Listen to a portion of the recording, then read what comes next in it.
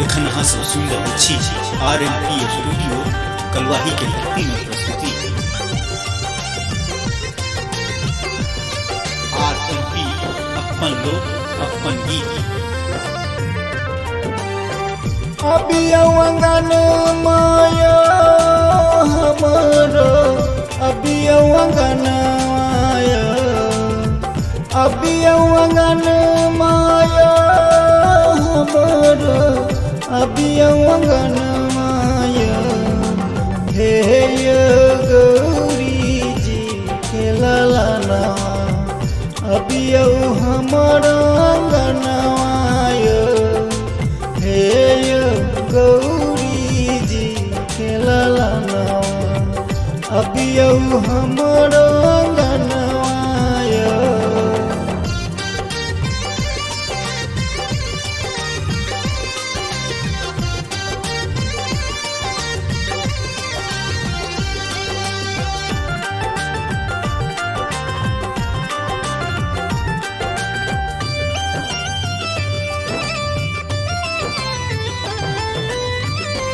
फूलक आसना पर देव अहाँ के बैसाएब,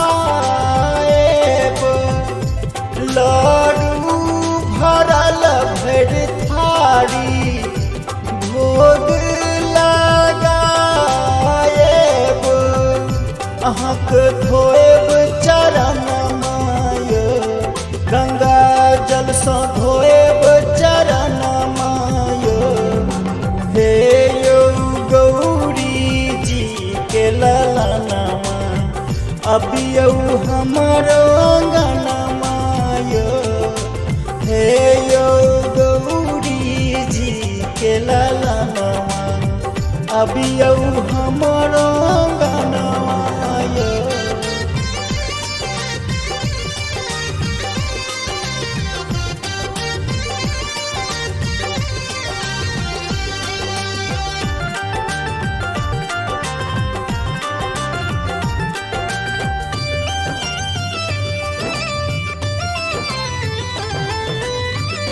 शुभ लाभ करता अहीं छी, रिद्धि सिद्धि के दाता।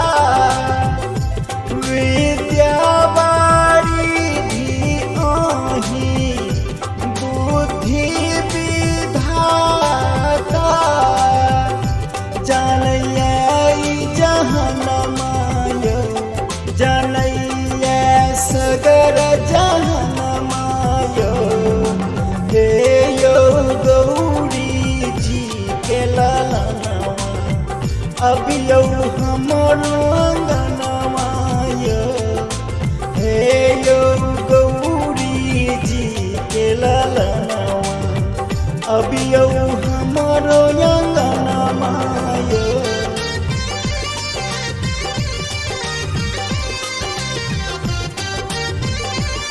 एखन अहाँ सब सुनि रहल छी RMP स्टूडियो कलवाही के धरती में प्रस्तुति RMP अपन लोग अपन गीत। कृपा कुंदन चंदन पारे, अहाँ देवियौ कारियौ। मुसपार चढ़ियौ देव, तेरे अब नहीं कारियौ। सुनब सौर्यान सब भजन मायो, सुनब सौर्यान सब भजन मायो।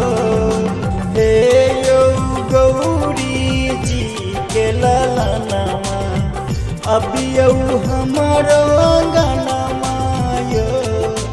हे गौरी जी के ललना, अभी हमारो